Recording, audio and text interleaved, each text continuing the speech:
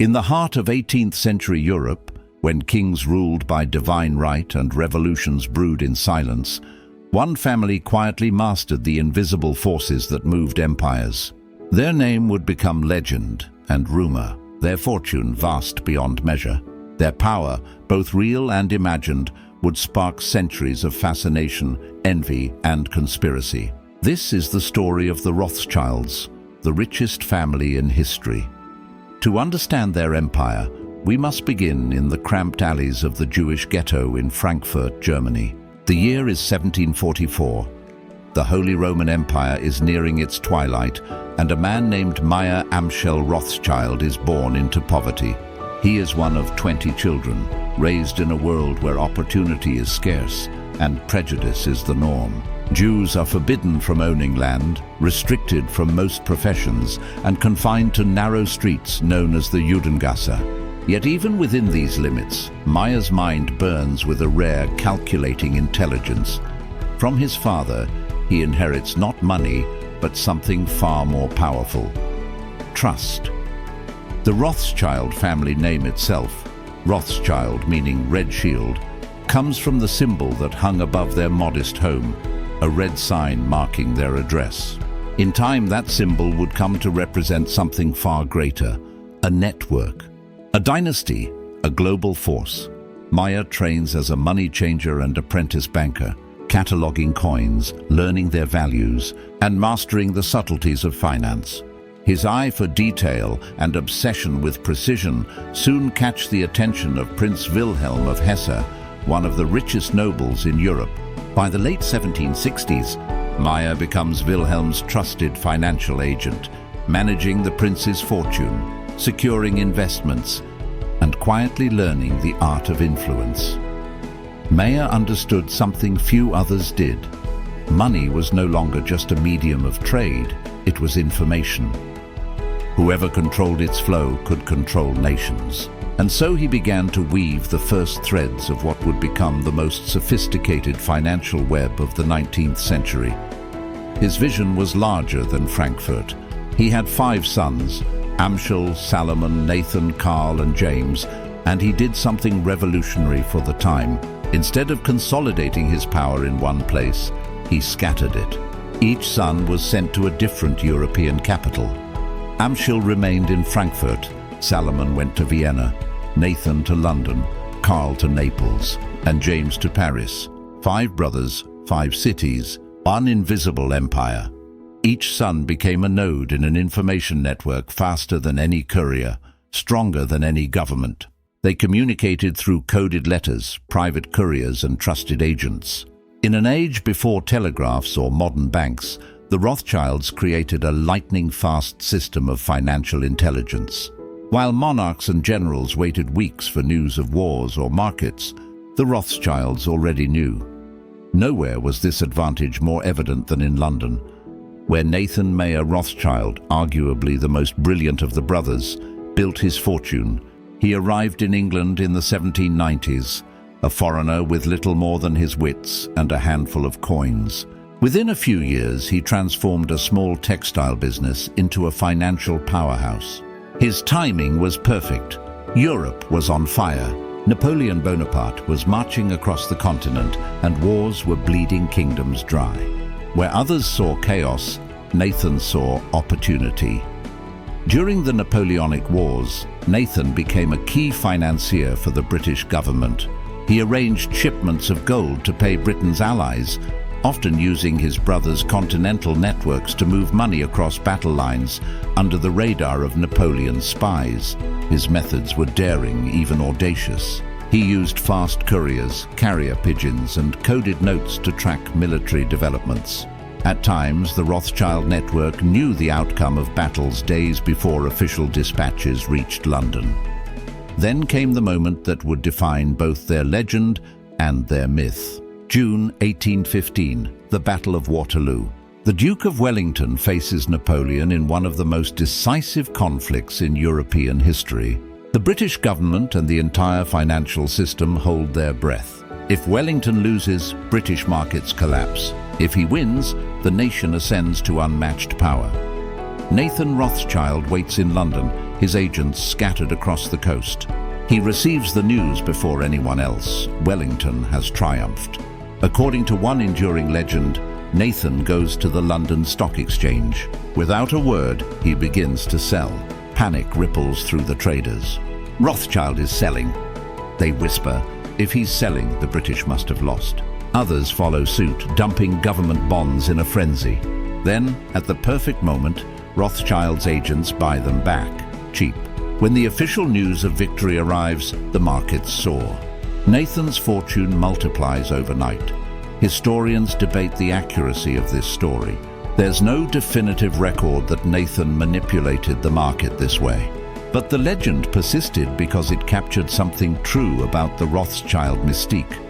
Their access to information, their precision timing, and their uncanny ability to profit from crisis. As one 19th century journalist wrote, "When Rothschild sneezes, Europe catches cold." By the mid-19th century, the Rothschilds were not merely bankers, they were kingmakers. They financed wars and peace treaties, railroads and empires. They helped fund Britain's war against Napoleon, the construction of the Suez Canal, and the industrial expansion of Europe. They lent money to monarchs and governments alike, from the Austro-Hungarian Empire to the Papal States. But their influence wasn't just financial. They became patrons of art, science, and philanthropy. In London, Paris, Vienna, and Frankfurt, the Rothschild mansions became centers of culture and diplomacy. Their dinners hosted kings, composers, and scientists. They funded hospitals and schools, museums and botanical gardens. Even their critics, who accused them of greed and control, could not deny their contributions to Europe's modernization. Yet power, once visible, breeds suspicion. By the late 1800s, the Rothschilds became targets of a darker narrative, anti-Semitic conspiracy theories. Their immense wealth, secrecy, and Jewish heritage made them symbols of fear for a changing world. Pamphlets and newspapers began to depict them as puppet masters, controlling nations from the shadows. Many of these myths had no basis in fact, but they stuck. They became the seedbed for a century of toxic conspiracies about Jewish financial control that would later feed into the horrors of the 20th century. Still, the Rothschilds endured. They adapted. As other dynasties rose and fell, the Rothschilds quietly shifted from state banking to private investment, philanthropy, and preservation. Their wealth became diffused across generations, invested in vineyards, mining, and charities. Today, their name still graces institutions like Rothschild & Co. and Chateau Lafite Rothschild, but their empire is no longer the singular global power it once was. The Rothschild story is not merely about money, it's about the architecture of power itself. They proved that true influence doesn't always roar. Sometimes it whispers through ledgers and letters. They harnessed trust, information, and timing to turn the volatile world of 18th century Europe into a network that spanned continents. Even now, 2 centuries later, their myth endures. Some see them as the ultimate symbol of success, the self-made family that rose from the ghetto to rule global finance. Others see a shadowy hand behind history's curtain. The truth, as always, is more complex. The Rothschilds were neither saints nor sorcerers, but brilliant strategists shaped by the world they helped create. Empires fall, nations rise, fortunes fade, but the red shield, the symbol that once hung above a small Frankfurt home, still glows in history's memory. A reminder that wealth, once amassed, may vanish, but influence, once woven, never truly disappears. The Rothschild legacy did not end with the fall of monarchies or the advent of modern capitalism. It evolved, quietly, strategically, and almost invisibly. As Europe changed, so did the nature of money, and with it, the role of those who understood its power. In the 20th century, the Rothschilds stepped back from the political spotlight. They no longer dictated the fate of kingdoms, but their influence flowed through subtler channels: investment banking, international finance, and philanthropy. The family, once united under Mayer Amschel's command, became a constellation of branches, French, British, Austrian, each pursuing its own course but bound by a shared ethos of discretion and stewardship. In France, James de Rothschild's descendants became patrons of the arts and innovators in industry. They founded banks, railways and wineries and helped rebuild France after wars and economic crises. The Rothschild name became synonymous not only with wealth, but with refinement, paintings, music and vineyards like Chateau Lafite Rothschild, which remains one of the most celebrated wines in the world. In Britain, Nathan's descendants established N.M. Rothschild and Sons, a firm that helped finance the development of modern infrastructure, railroads, mining, and national loans. They played a quiet role in shaping the British Empire's financial machinery, assisting in the creation of the Bank of England's gold reserves, and advising on the management of public debt. But even as their economic footprint expanded, their personal visibility shrank. The family avoided publicity, cultivated privacy, and learned that silence was the best defense against both envy and myth. By the early 1900s, the Rothschild dynasty faced a paradox. They were no longer the unchallenged masters of global finance. New powers were rising, the Morgans in America, the Rockefellers in oil, and later, the great banking houses of Wall Street. The world economy was shifting from dynastic finance to corporate capitalism. The Rothschilds, for all their history, were now part of a larger, more complex web of global money.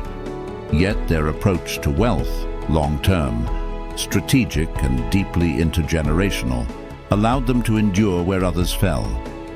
Wars destroyed empires, revolutions toppled kings, markets crashed, and currencies collapsed.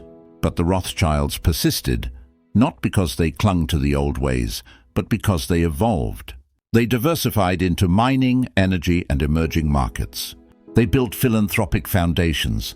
They transformed their influence into something more diffuse, but equally enduring, a culture of financial wisdom and institutional memory. In the decades following World War II, the Rothschilds confronted a new kind of scrutiny. Anti-Semitic conspiracies, dormant for a time, re-emerged in the political and media fringes. Pamphlets became websites, whispers became viral posts, and the same centuries-old lies found new life in the digital age. The Rothschilds became a symbol again, not of real power, but of imagined control. To the rational observer, their actual influence had diminished. But to those searching for hidden hands in a complex world, the name Rothschild still carried a ghostly weight. This endurance of myth tells us something essential about modern society. When power becomes abstract, when it hides in algorithms, corporations and capital flows, we seek faces to attach to it. The Rothschilds, with their secretive reputation and centuries of banking legacy, provided the perfect narrative vessel. Yet in truth, their empire had become one among many, its power distributed, its heirs ordinary people with extraordinary ancestors. By the late 20th century, Sir Evelyn de Rothschild in London and David de Rothschild in France led efforts to modernize the family's banking interests. They merged old branches, restructured the business, and opened it to public scrutiny. Rothschild & Co. emerged as a respected investment firm, advising on major mergers, government bonds, and corporate restructuring. No longer the secretive force behind thrones, the family now operated as a transparent professional financial institution, still guided by the same principles Mayer Amschel had instilled: prudence, information, and trust beyond finance. The Rothschilds devoted much of their energy to environmental causes, scientific research, and cultural preservation. They funded wildlife conservation in Africa, art restoration projects in Europe, and academic scholarships worldwide. Their philanthropic foundations became testaments to a quieter legacy, less about control, more about continuity. What makes the Rothschilds truly fascinating is not merely their wealth, but the endurance of their structure. For over 250 years, across revolutions, wars, and social upheavals, they maintained cohesion, secrecy, and purpose. Few families in history have managed to preserve influence across so many generations without descending into scandal or fragmentation. Their secret? A disciplined respect for privacy, family unity, and a shared long-term vision that transcended any individual's ambition. And yet, their name remains a lightning rod for speculation. The very idea of a family whose history intertwines with global finance provokes both admiration and fear. The reality is far more human, a story of immigrants who rose through intellect and strategy, who used information to outmaneuver empires, and who, in doing so, redefined what it meant to hold power in a capitalist world. The Rothschild saga also mirrors the evolution of money itself. In Mayer's day, wealth was physical: gold, silver, coins locked in vaults. Today, it's digital: numbers in ledgers, data flowing through servers. The Rothschild method, building trust networks, mastering information, adapting to change, remains as relevant now as it was in the 18th century. They foresaw that money was not merely metal but meaning, a shared belief, a promise, a story. And what a story it became. From a cramped ghetto in Frankfurt to the gilded salons of London and Paris, from financing wars to building railroads, from legend to myth, the Rothschilds wrote themselves into the architecture of modern capitalism. Their name became both a symbol of success and a cipher for everything people love and fear about wealth. Today, the Rothschild fortune, though vast, is modest compared to the tech empires and sovereign wealth funds that dominate the 21st century. The richest individuals on Earth now are not bankers, but inventors. People like Elon Musk, Jeff Bezos, and the heirs of Silicon Valley's digital revolution. Yet in a deeper sense, they follow the same path the Rothschilds once walked, mastering new forms of information, building invisible empires that transcend borders, and shaping the flows of power through systems most people never see. The Rothschild legacy reminds us that every age has its own hidden architects. In the 19th century, they built the arteries of finance. In the 21st, others build the networks of data. Both, in their own way, shape how civilization moves. The story of the Rothschilds, then, is not merely a chronicle of wealth. It is a study of adaptation, secrecy, and endurance. It is a mirror held up to humanity's uneasy relationship with power. The family's ascent from the margins of society to the heights of influence exposes both the possibilities of intelligence and the shadows of inequality. It shows that fortune, once built on trust and timing, can transform not just economies, but imaginations. The myths will likely never fade.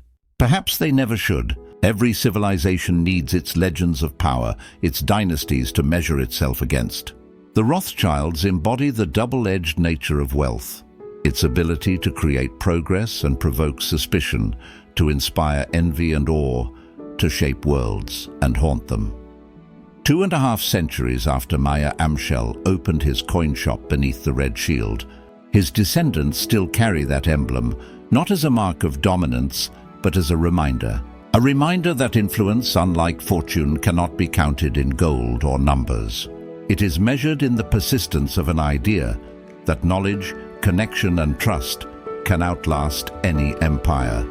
Empires fall. Nations crumble.